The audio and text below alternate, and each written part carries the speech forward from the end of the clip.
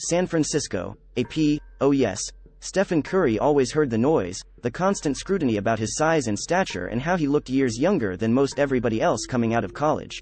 He decided to embrace it, to make it his mantra, underrated.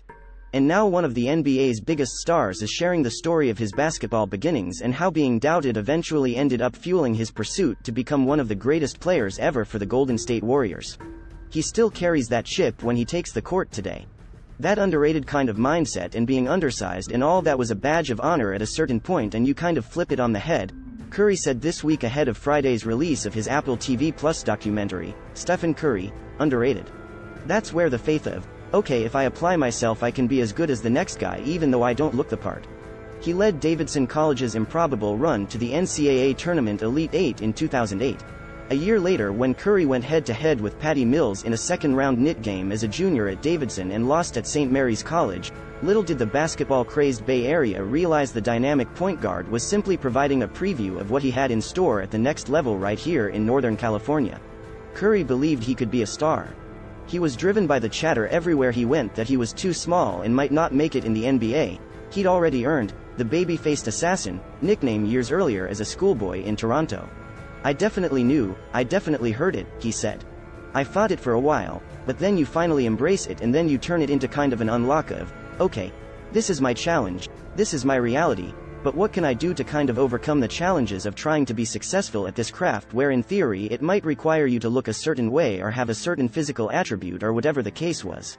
It unlocked for me a work ethic in developing my skill set that has carried me through my entire career.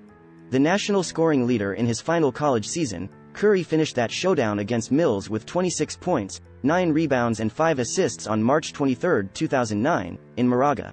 All these years later he plays across the bay from the suburb in the East Bay Hills.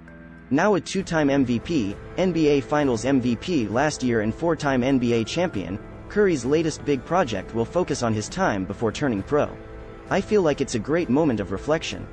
We talk a little bit about the NBA accomplishments, but it all is through the lens of what helped me develop that underrated mindset while I was at Davidson and why I still talk about it and still refer to it even now, he said. It's always a part of my DNA because that's how I truly learned how to approach the game and find my own identity in this world. In May of last year, Curry completed his Bachelor of Arts degree in sociology at Davidson and received his diploma. He still cherishes everything he learned from Davidson coach Bob McKillop, who typically comes to see Curry play about once a season. Reflecting on his college years and even hearing others recall their memories of those special seasons has meant a lot to the 35-year-old Curry, the league's all-time three-point leader who has emerged as one of the biggest faces in professional sports.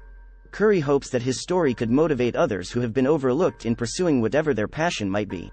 It was always the question of, why now? Curry said of making the film. It was having the opportunity to inspire people from all different walks, not even just a basketball or a sports documentary but something that can be applicable to life and any walk of life and people of various backgrounds.